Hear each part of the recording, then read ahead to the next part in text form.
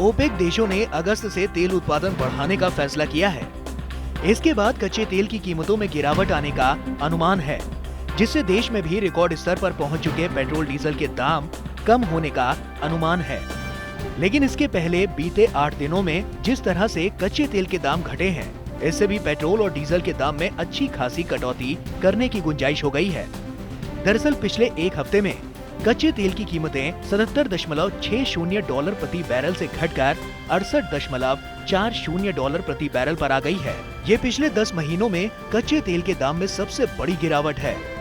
इस कटौती के असर से अब देश की सरकारी तेल कंपनियों को भी जल्द ही पेट्रोल और डीजल की कीमतों में कमी करने का मौका मिलने वाला है। ऐसे में अगर पिछले 8 दिनों में क्रूड के दाम में हुई $8.20 की गिरावट के आधार पर आकलन किया जाए तो पेट्रोल की कीमत में ₹4 प्रति लीटर और डीजल के दाम में ₹5 प्रति लीटर की कटौती होने का रास्ता खुलने वाला है।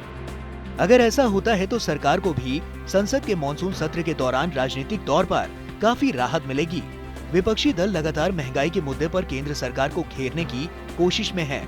मंगलवार को राहुल गांधी ने पेट्रोलियम उत्पादों पर केंद्रीय टैक्स की वजह से 3.35 लाख करोड़ रुपए वसूलने के मुद्दे को उठाया था, लेकिन सरकार ने किसी भी दबाव के सामने झुकना मंजूर नहीं किया, जिससे पेट्रोल डीजल की महंगाई देश में लगातार एक बड़ा मुद्दा बनती जा रही है।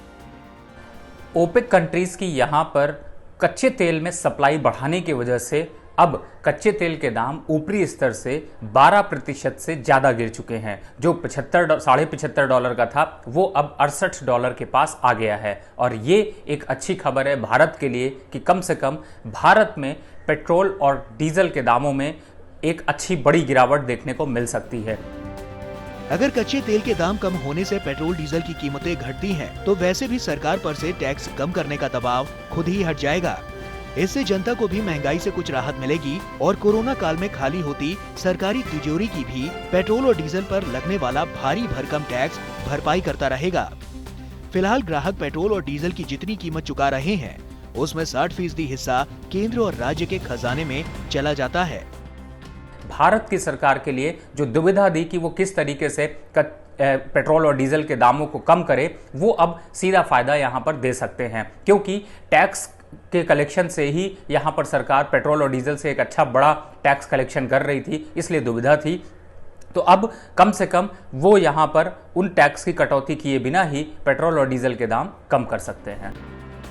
हालांकि कच्चे तेल की कीमतों में कमी की बड़ी वजह कई देशों में कोरोना की वजह से फिर लगाए गए लॉकडाउन है, यानी डिमांड में कमी के चलते ये नौबत आई है।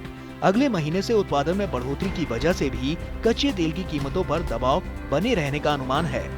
लेकिन जिस तेजी से बीते करीब 1 साल में पेट्रोल डीजल के दाम बढ़े हैं, उतनी कमी हुए बिना महंगाई में पूरी तरह कमी ला पाना मुश्किल होगा।